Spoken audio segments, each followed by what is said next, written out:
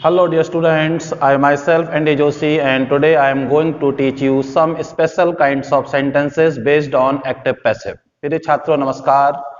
आज मैं आप सभी को एक्टिव पैसिव पर बेस्ड कुछ विशेष प्रकार के सेंटेंसेस कराने के लिए जा रहा हूं।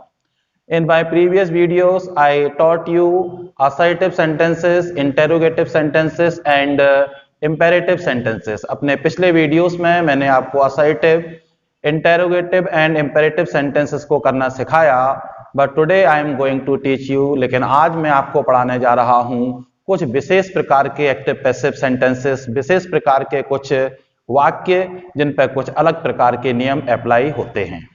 सो डियर स्टूडेंट्स, लेट्स स्टार्ट। हम स्टार्ट करते हैं और जानने की कोशिश करते हैं कि वो विशेष प्रकार के सेंटेंसेस क्या होते हैं जो असर्टिव, इंटेरोगेटिव और इंपेरेटिव के अतिरिक्त भी होते हैं, और जब एग्जाम्स में आते हैं तो उनको किस प्रकार से हल करना चाहिए। Let's see.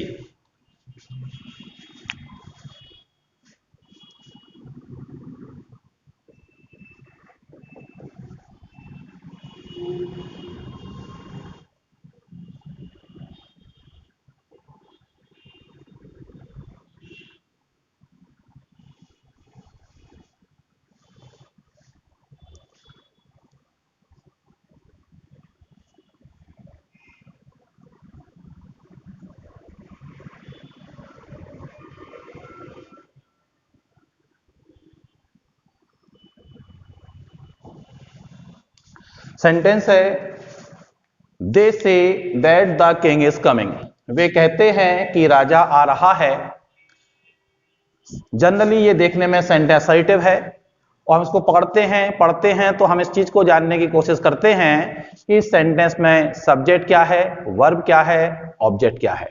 तो देखते हैं डियर स्टूडेंट्स, इस सेंटेंस में दे सब्जेक्ट है, से वर्ब है और जो ऑब्जेक्ट है वो है that the king is coming, कि एक राजा आ रहा है।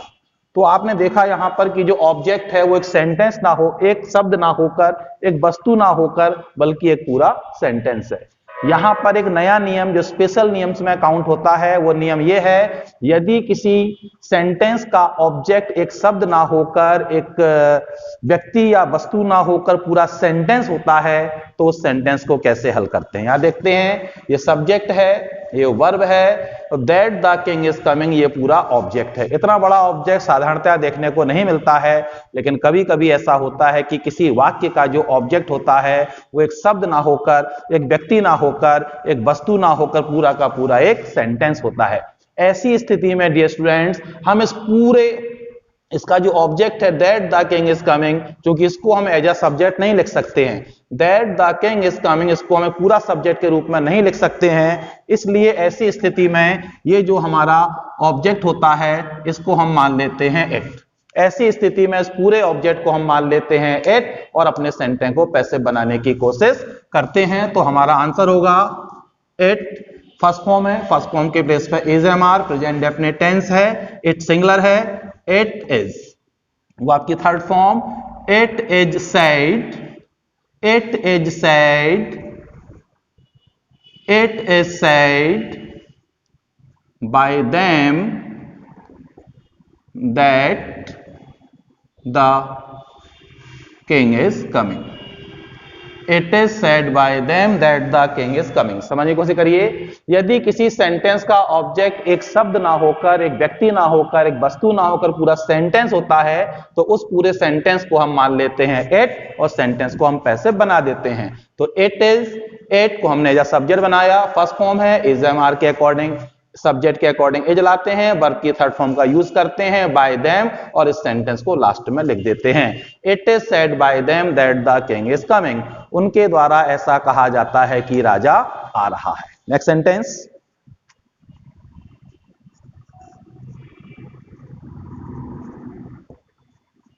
The principal says that a new teacher will teach us। Sentence देखते हैं, प्रिंसिपल साहब कहते हैं कि एक नए अध्यापक जी हमको पढ़ाएंगे।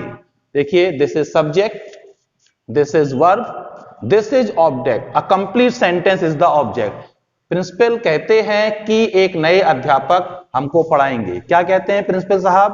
प्रिंसिपल साहब कहते हैं कि एक नए अध्यापक हमको पढ़ाएंगे, यानी कि जो हमारा ऑब्जेक्ट है वो है अ न्यू टीचर विल टीच अस। क्या है object? A new teacher will teach अस। इतने बड़े, ये पूरा का पूरा एक सेंटेंस जो है आपके सामने ऑब्जेक्ट के रूप में मौजूद है, तो इतने बड़े ऑब्जेक्ट को हम वाक्य के स्टार्टिंग में नहीं लिख सकते हैं, इसलिए फिर से इसको, इस पूरे ऑब्जेक्ट को हम क्या मान लेते हैं? एट। इस पूरे ऑब्जेक्ट को हम क्या मान लेते हैं? एट। यानी कि रूल बनता है, यदि किसी वाक्य का ऑब्जेक्ट एक शब्द, एक व्यक्ति, एक वस्तु ना हो, बल्कि पूरा एक सेंटेंस हो, तो उस पूरे सेंटेंस को हम ऑब्जेक्ट के रूप में इट मान लेते हैं। तो देखते हैं आंसर। इट फर्स्ट फॉर्म है it is said by the principal, it is said by the principal that a new teacher will teach us. तो ऐसी स्थिति में हम इस प्रकार से सेंटेंस को हल करते हैं। अब ध्यान देने की बात यहां पर यह है डियर स्टूडेंट्स कि जो सेंटेंस है हमारा अ new teacher will teach us, a new teacher will teach अस, आप देखते हैं इस सेंटेंस में ये सब्जेक्ट है, फिर से ये हेल्पिंग वर्ब है, ये वर्ब है और ये ऑब्जेक्ट है। तो ऐसे सेंटेंस को हम डबल पैसिव बना सकते हैं, ऐसे सेंटेंस को हम डबल पैसिव बना सकते हैं। किस प्रकार? समझने की कोशिश करते हैं। It is said by the principal that। अब इस सेंटेंस को, क्योंकि हमारा ऑब्जेक्ट एक पूरा सेंटेंस है और इस सेंटेंस में फिर से सब्जेक्ट, हेल्पिंग वर्ब, वर्ब और ऑब्जेक्ट है, हम इसको डबल ऑब्जेक्ट बना, डबल पैसिव बना सकते हैं। किस प्रकार? अस का होगा वी, वी के संग आता है शैल, इसमें ऐड करते हैं बी, थर्ड फॉर्म लाते हैं taught by a new teacher. तो यदि दिया हुआ जो सेंटेंस होता है, पूरा का पूरा जो सेंटेंस एक ऑब्जेक्ट के रूप में काम करता है, यदि उसमें फिर से सब्जेक्ट और ऑब्जेक्ट दोनों मिल जाते हैं तो हम उसको डबल पैसिव बना सकते हैं। अदरवाइज इट इज से इट को सब्जेक्ट बनाकर हम पूरा सेंटेंस पैसिव बना सकते हैं। तो यहां पर एक रूल क्रिएट होता है कि यदि किसी वाक्य का ऑब्जेक्ट एक शब्द ना होकर पूरा एक वाक्य होता है तो उसको हम इट के रूप में उस ऑब्जेक्ट को मान लेते हैं और अपने सेंटेंस को पैसिव बना लेते हैं। Okay, next rule number second क्या कहता है? डियर स्टूडेंट, हमने कुछ सेंटेंसेस पढ़े होंगे, they have to help him. इस सेंटेंस को अगर हम देखते हैं, दे सब्जेक्ट है, हैव हेल्पिंग वर्ब है, टू एक प्रीपोजिशन है, हेल्प आपके वर्ब है और हिम क्या है? ऑब्जेक्ट है। अगर हम एक निगाह में देखेंगे तो हमको ऐसा लगता है जैसे कि ये प्रेजेंट परफेक्ट टेंस है, लेकिन गौर करिए इस सेंटेंस में जो मुख्य चीज है वो है हैव टू। मुख्य चीज जो है वो क्या है? Have to. यानी कि हैव टू वाले सेंटेंसेस वो सेंटेंसेस होते हैं जिसमें उस प्रकार के वाक्यों का भाव निकल कर आता है जिनमें हम किसी कार्य को इच्छा से नहीं बल्कि मजबूरी में करते हैं। हैव टू वाले सेंटेंसेस, हैज टू वाले सेंटेंसेस, हैड टू वाले सेंटेंसेस वो सेंटेंसेस होते हैं जिसमें हम किसी कार्य को इच्छा से नहीं बल्कि मजबूरी में करते हैं। तो इसमें टेंशन लेने की कोई भी आवश्यकता नहीं है। ये सब्जेक्ट है, ये हेल्पिंग वर्ब है, ये वर्ब है, ये आपका ऑब्जेक्ट है। तो हमको क्या करना है? इसका आंसर देखते हैं। यहां पर आएगा ही के संग क्या होता है? हैव नहीं आता है, हैज आता है। तो ही हैज टू। इसमें भी 12 टेंसों के बाहर का रूल है। हम जब सहायक क्रिया ऐड करते हैं बी, वर्ब की थर्ड फॉर्म लाते हैं helped, he has to be helped by them, he has to be helped by them. Next sentence देखते हैं number 4, I had to teach him. मुझे उसको पढ़ाना पड़ा। ये सब्जेक्ट है, ये हेल्पिंग वर्ब है, ये वर्ब है और ये क्या है? आपका ऑब्जेक्ट है। यानी ये सेंटेंस भी मजबूरी वाला है। तो हम यहां पे क्या करते हैं? यहां पर समझ आते हैं ही के संग, चूंकि हेड है, हेड सभी सहायक क्रियाओं, सभी सब्जेक्टों के साथ हेड सेम रहता है। ही हैड टू, इसमें ऐड करते हैं be, he had to be taught he had to taught by me, he had to be taught by me. एक सेंटेंस और करते हैं इस पर, नंबर 5,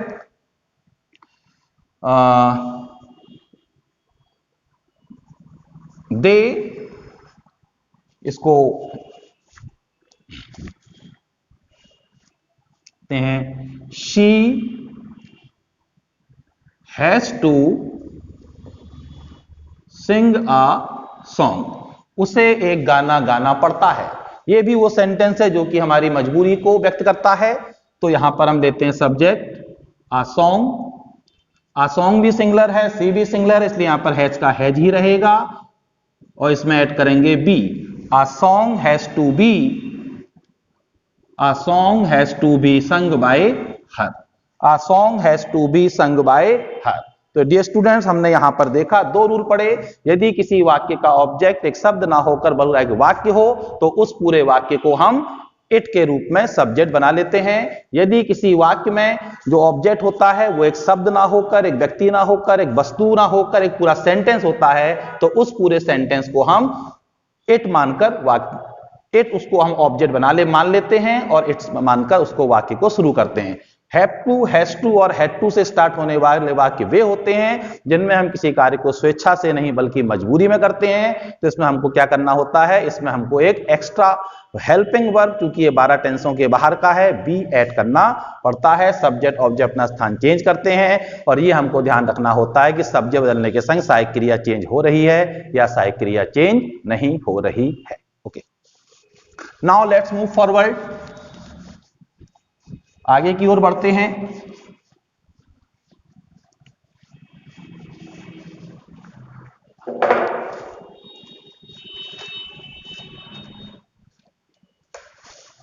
डियर स्टूडेंट्स, यहां पर हम देखते हैं लगभग हमारे एक्टिव सेंटेंसेस, विशेष प्रकार के सेंटेंसेस भी समाप्ति की ओर होते हैं। और ऐसा करने से पहले लास्ट में एक चीज को और सीख लेते हैं, क्योंकि कुछ स्टूडेंट्स वहां भी कुछ मिस्टेक कर देते हैं।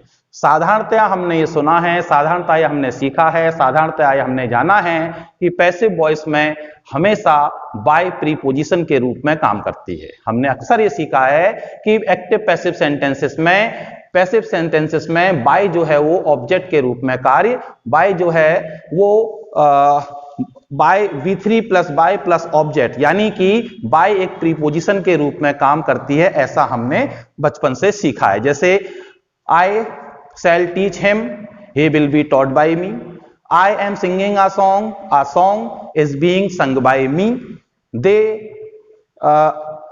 can solve this question can be solved by them. तो हमने अक्सर ये देखा है कि पैसिव सेंटेंसेस में हम जिस प्रीपोजिशन का यूज करते हैं वो होती है by. But today I am going to tell you something new.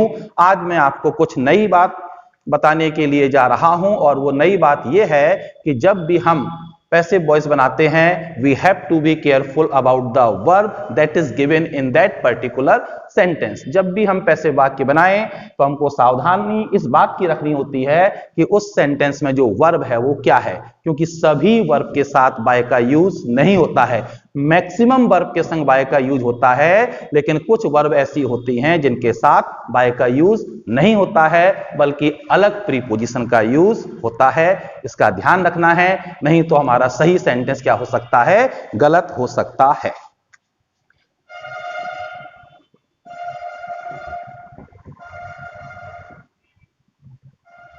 Dear students, ये 2 वर्ब हैं कंटेन तथा इंटरेस्ट। ये 2 वर्ब हैं कंटेन तथा इंटरेस्ट। इन दोनों वर्ब के साथ जब भी हम सेंटेंस पैसे बनाएंगे तो निश्चित रूप से उसमें हमको किसका यूज करना है, इन का यूज करना है, आई एन इन प्रीपोजिशन का यूज करना है। ओके, देखते हैं sentence. This book contains many pages, अर्थात इस पुस्तक में बहुत सारे पेज हैं। इस पुस्तक में बहुत सारे पेज हैं। तो हमने गौर किया कि इस सेंटेंस में जो वर्ब है वो क्या है, कंटेन्स है। तो हमारा सेंटेंस बनेगा many pages. Okay, first form है एस और एस लगाना है, आर, सब्जेक्ट प्लूरल है आर, वर्ब की third form contain, contain, many pages are contain in this book. Many pages are contained in this book. ध्यान रखना है कि contain और interest जो होता है इन दो वर्ब के साथ हमको हमेशा किसका यूज करना है, इनके साथ जिस प्रीपोजिशन का हमको यूज करना है वो प्रीपोजिशन क्या होती है, वो प्रीपोजिशन होती है इन। नेक्स्ट सेंटेंस करते हैं। दिस केस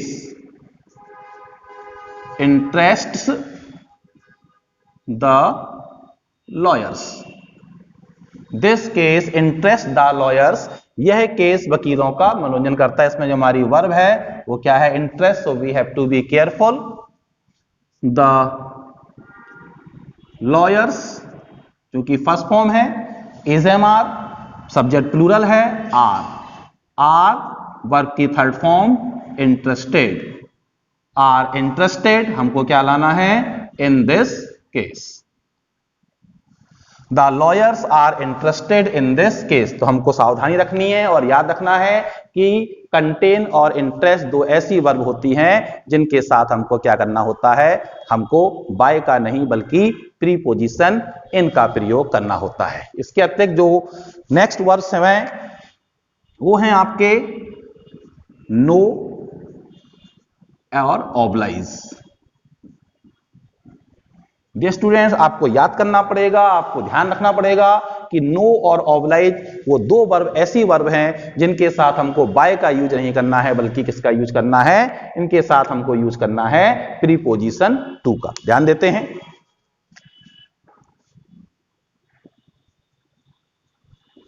एवरीबडी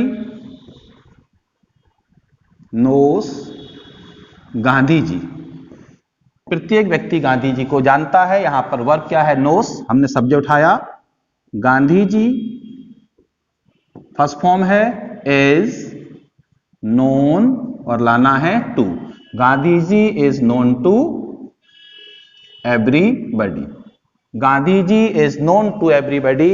इस बात का हमको ध्यान रखना है कि Gandhi ji known to everybody,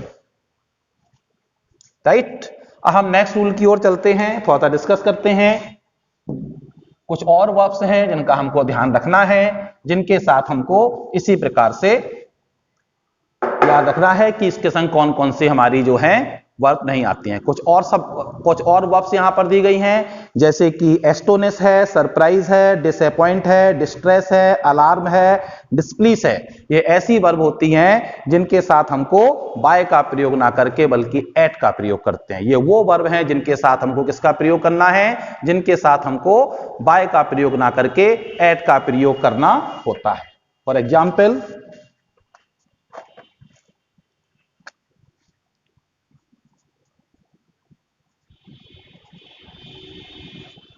your behaviour surprises me, तुम्हारा व्यवहार मेरे को आश्चर्यचकित करता है, तुम्हारा व्यवहार मेरे को आश्चर्यचकित करता है। देखते हैं, इसमें वर्ब है सरप्राइज, यानी आई फर्स्ट फॉर्म है, am surprised at your behaviour, I am surprised at your behaviour. तो डियर स्टूडेंट, हमको सावधान रखना है, सावधान रहना है कि किन क्रियाओं के साथ हमको एट का प्रयोग करना है। तो वो क्रियाएं हैं जो कि यहां पर दी गई हैं, वो क्रियाएं हैं astonish, surprise, distress, alarm etcetera. इन वर्ब का हमको ध्यान रखना है कि ये जब भी ये वर्ब आएंगी इनके साथ हमको बाय का नहीं बल्कि किसका यूज करना है, इनके साथ हमको यूज करना है एट का।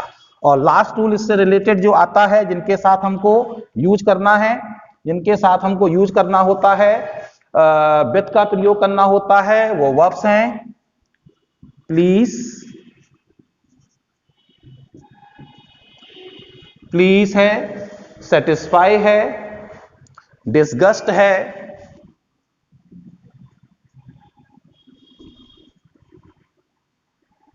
चार। ये वो वर्ब्स हैं ये वो वर्ब्स हैं जिनके साथ हमको बाय का यूज ना करके बल्कि किसका यूज करना है, इनके साथ हमको विथ का यूज करना है।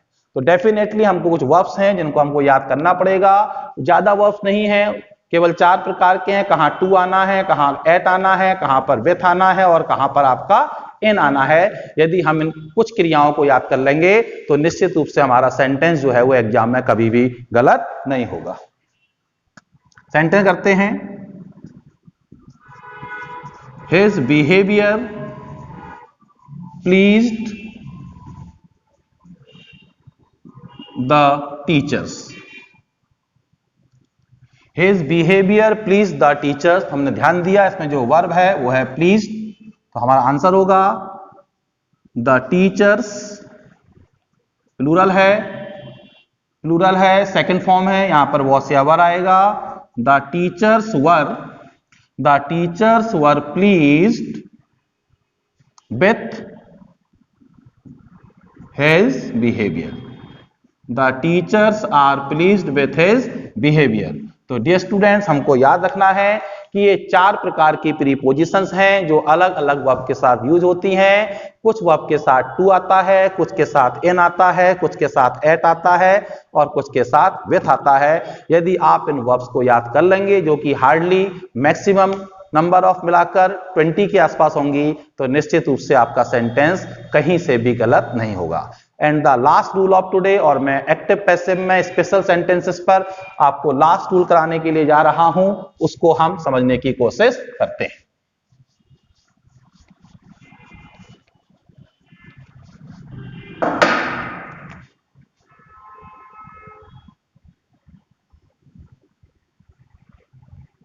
He looks after his parents। He looks after his parents को ध्यान देते हैं dear students। This is subject, this is verb। लेकिन यहां पर जो वर्ब है वो है look after, एक फ्रेजल वर्ब है और ये है आपका object. This is subject, this is verb and this is object। कभी कभी जो हमारी वर्ब है वो 2 शब्दों की हो जाती है जिसको हम फ्रेजल वर्ब्स बोलते हैं, जिसमें प्रीपोजिशन लगाकर, वर्ब में प्रीपोजिशन लगाकर एक नई वर्ब का क्रिएशन हो जाता है। तो हमको याद रखना है ऐसे सेंटेंस को जब भी हम पैसिव बनाएंगे तो लुक आफ्टर एक साथ ही रखना है, इनको अलग अलग नहीं करना है। For example, his parents are looked after by him। His parents are looked after by him।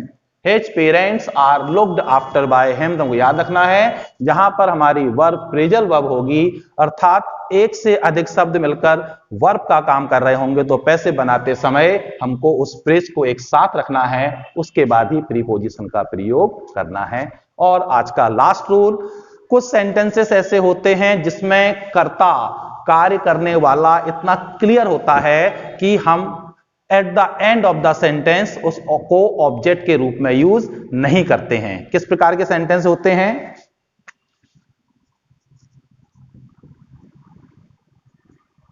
The police arrested the thief। The people speak English